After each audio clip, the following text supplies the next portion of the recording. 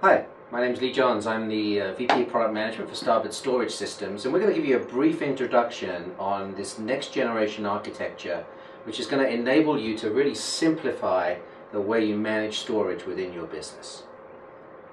So, if you look at data today, we really have an incredible explosion of data. Everybody sees it in any organization. It's really set up in three different ways. You have your structured data, which is in your databases. It's running your business applications.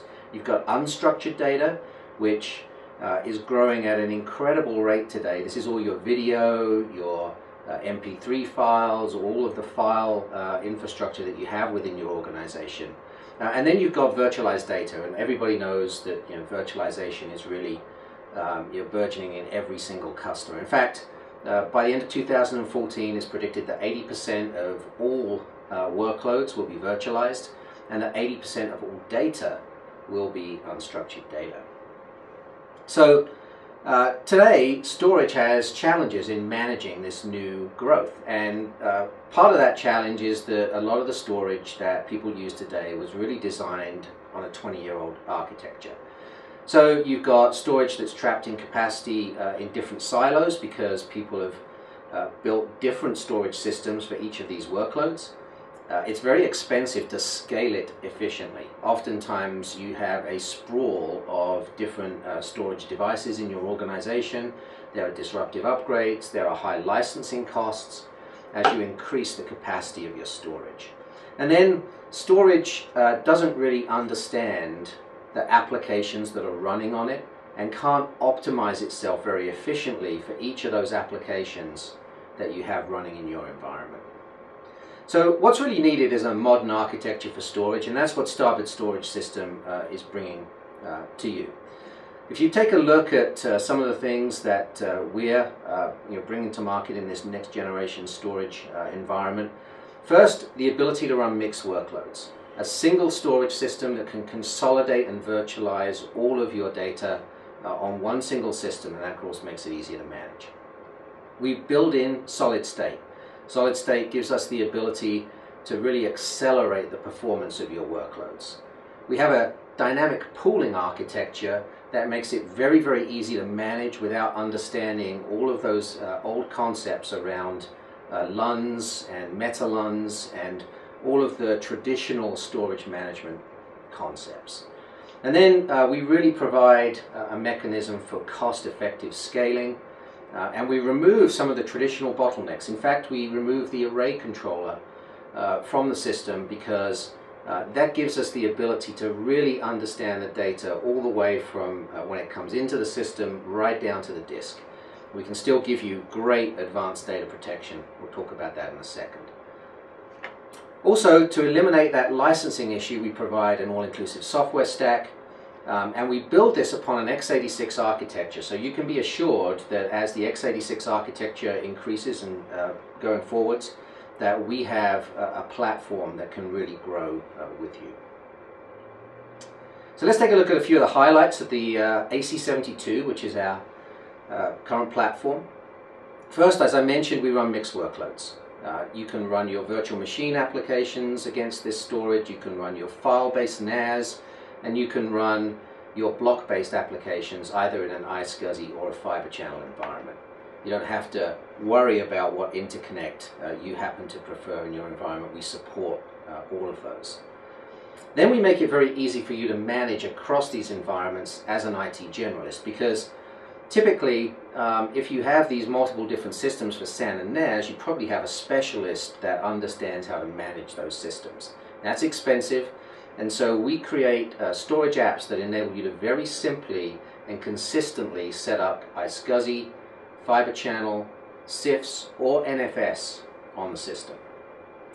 There's an SSD accelerator tier in every system. We're going to talk a little bit more about that in a second, but it gives us the ability to really accelerate the performance on demand of your hot workloads.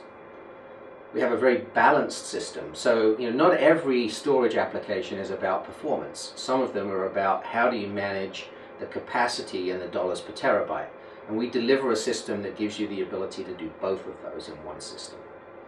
And then we have a very simple scaling model.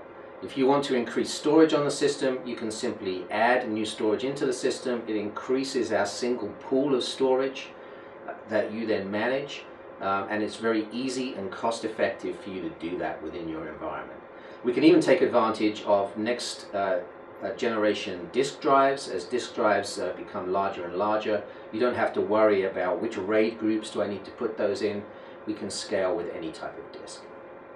And then, to make it really simple, all-inclusive services. All of the software on the platform, snapshots, clones, the ability to do replication, all of that is built right into the system, and you never have to worry about future licensing costs as you grow the system. So let's take a look more specifically at the platform itself. The AC72 always comes with an SSD tier, and if you look at the platform, we have a dual controller, fully redundant platform. The base system comes with 12 drives. Those can be 15K or 7200 RPM drives. And then it comes with 3 solid-state drives that form both a read and a write cache in the system. 2 of those drives are mirrored to make sure that the write cache is always protecting your data.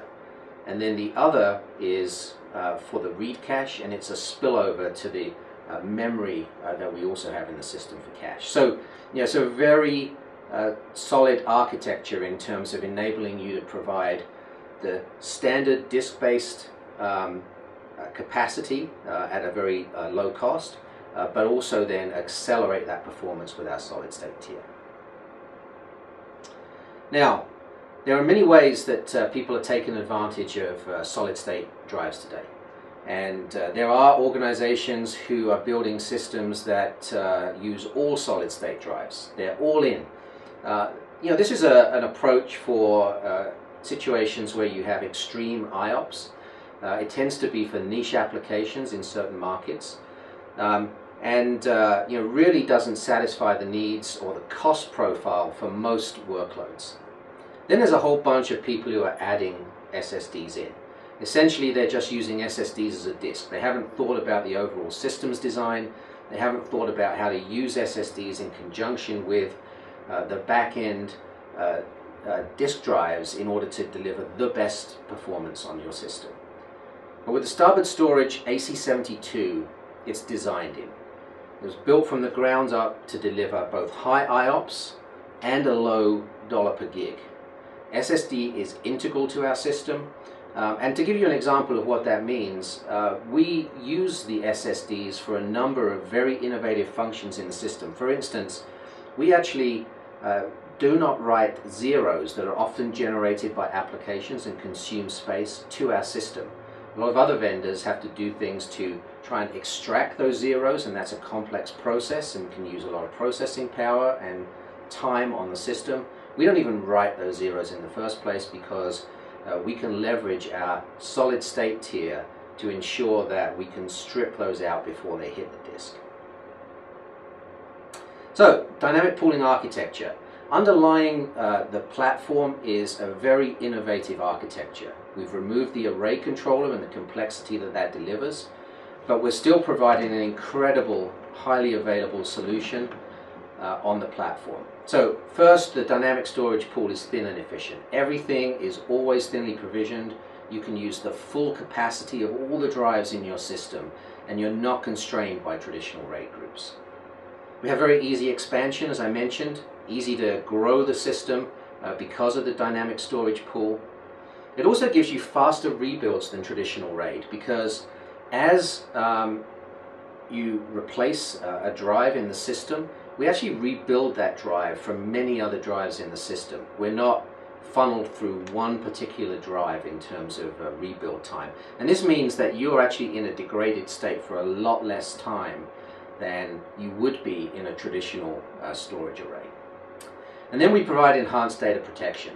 Because of the way that we drive the underlying architecture, because of the data protection schemes we use a chunking scheme to stripe data across many, many disks.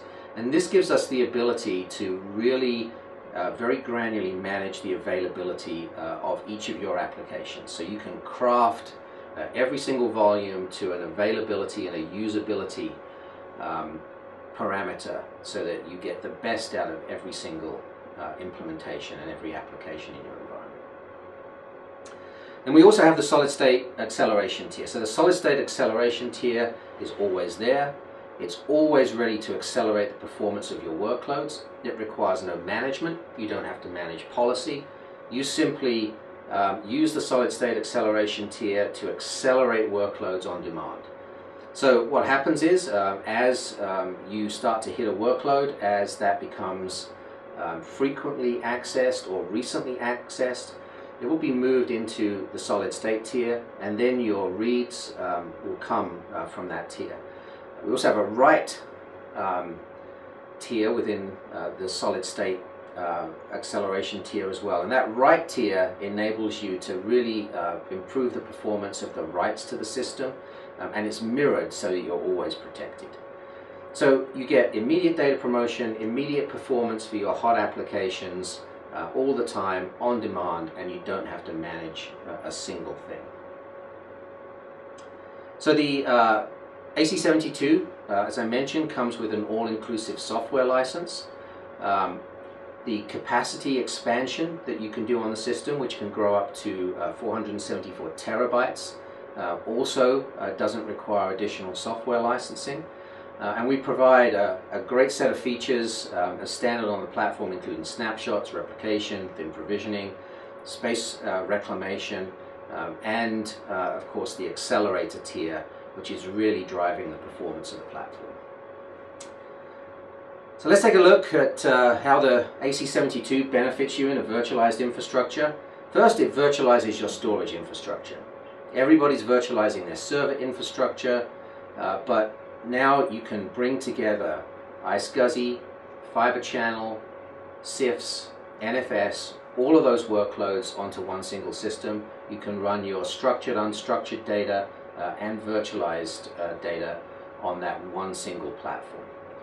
It has a built-in SSD cache so that it really helps accelerate those workloads where you have a very hot set of data. For instance, in a VDI environment, you may have a boot storm in the morning. That accelerator tier will really help you improve the performance of that platform on demand without you doing anything. And then in a dynamic storage environment, which is what everybody's living in, you really need a dynamic storage pool for simplicity. It takes away a lot of the complexity of traditional storage and really just makes the cost of ownership very, very cost effective for any small medium enterprise looking to bring together their workloads in a very cost effective way. So let me give you a couple of examples of customers. The University of Arizona Large Binocular Telescope Observatory is one of the customers using the AC72 today. They're actually looking 7 billion years back with this huge binocular telescope that they have. So they're collecting data. All of that data that they're collecting from the observatory is being stored on the AC72 system. But also the university shares that system with a number of other universities. And so they also run other workloads on there, including virtualized workloads and billing systems, in order to make sure that they have all of their information and infrastructure on that system. They also replicate that 100 miles away to an area in Tucson where they make sure that that data is protected. And then Digitex is a services company, a lot of implementations, and as a service provider they provide virtualized infrastructure for customers. And in their environment, using the solid state acceleration tier, they saw a 20 times improvement over the previous iSCSI platform that they were using. So just an example of the kind of performance increases that having a efficiently designed solid state tier can bring you. So that's just a quick run through of the features of the Starboard Storage AC72. I'd like to thank you for listening, and if you want to get more information, please visit us on the web. Thank you.